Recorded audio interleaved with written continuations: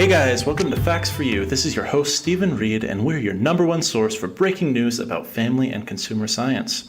As you know, today is Friday, and that means we're going to take a look at a hot topic in the world of child development. So my idea for this episode came while I was jamming out to a song on the radio that had a line that went like this. We just watching Netflix, she ain't got no cable, okay though.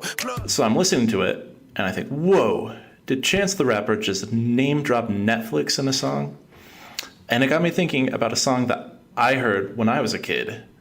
And it goes like this. Super Nintendo, Sega Genesis. When I was dead broke, man, I couldn't picture this. Whoa, this is making me feel pretty old. I mean, I'm only 25, but I remember when I was a kid being so jealous of things like Super Nintendos, Sega Genesis, Game Boys, stuff like that.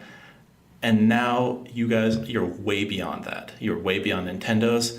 A lot of you are beyond cable because you're watching Netflix, you're watching YouTube, and you're doing it way more than you're watching normal TV.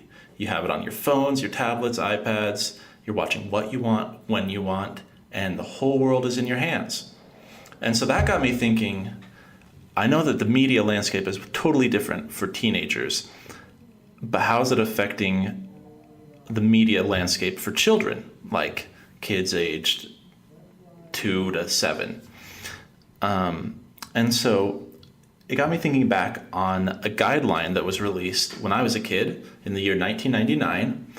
And this is kind of the basis for a lot of people's opinions on media for children. And it was released by the American Academy of Pediatricians. And their recommendation was for kids under 2 years old, they should have no screen time at all. And for kids 2 and older, they should be limited to 1 to 2 hours.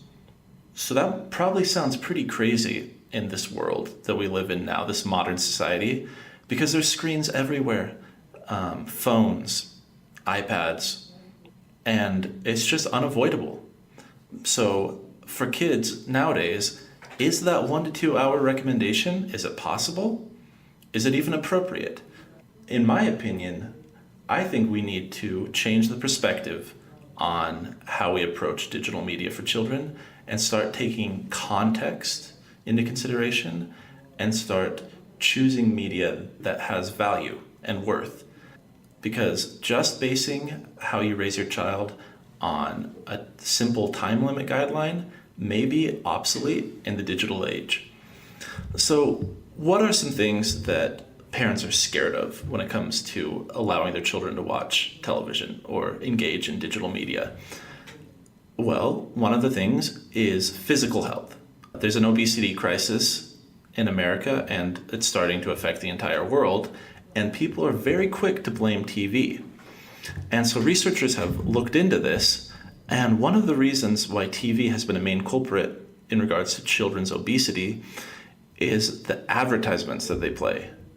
I mean, especially back in the day, you couldn't go 5 minutes without seeing an ad for McDonald's or some kind of sugary cereal like Trix or Cookie Crisp, like stuff like that, where it's very clearly unhealthy foods, but foods that children are drawn to. And researchers and academics could see that this was starting to have a negative effect on kids. And so when they did their studies, they found out that children who watched these ads that showed sugary and fatty foods, they were actually more likely to eat more afterwards. Like it gave them additional appetite and made them increased consumers of food, which obviously has the potential to lead to obesity. And so I'm thinking, in this age, how are people watching television? Do people sit down with the remote and flip through channels anymore? Not as much. In fact, I feel like the majority of teenagers, at least, are switching to platforms like Netflix and Amazon Video and YouTube Red, where they can watch content without ads. And research has shown that even children are starting to get a bigger percentage of their media from sources like this, which, most importantly, have no ads. And so if we can get the content without the advertising, does TV and other media have the same negative effect on children in regards to their physical health, it's a question that will have to be looked into in the future. But for now, I say that that's something that you should take into consideration when choosing the media for your children. Choose media that is ad-free. So beyond physical health and obesity, another core aspect that people talk about is the mental health and academic progress of children who watch TV. Now, it's been debunked countless times that television leads to ADHD, so let's just throw that one out immediately. But when it comes to academic performance, there is a link that studies have found. According to research, a lot of times overindulgence in television while young actually decreases the chance of getting high school diploma or higher education later in life. And so that's kind of a scary thought, but something that has always irked me about those type of research studies is that they rarely take the context into consideration. It's just like, if you watch X hours of TV, you're more likely to do such and such. But a recent study that was done in 2015 showed that context does matter. They did a study that measured when the children were using their technology and what kinds of technology they were using, and they found out that it makes a world of difference. For example, like on weekends, when kids did a lot, it didn't affect their schooling, but if they did a lot on weekdays, it did affect their schooling. And it's pretty obvious to see the correlation, but sometimes in broad studies, that gets looked over. And so we need to start thinking more in terms of when are our kids watching instead of just how much.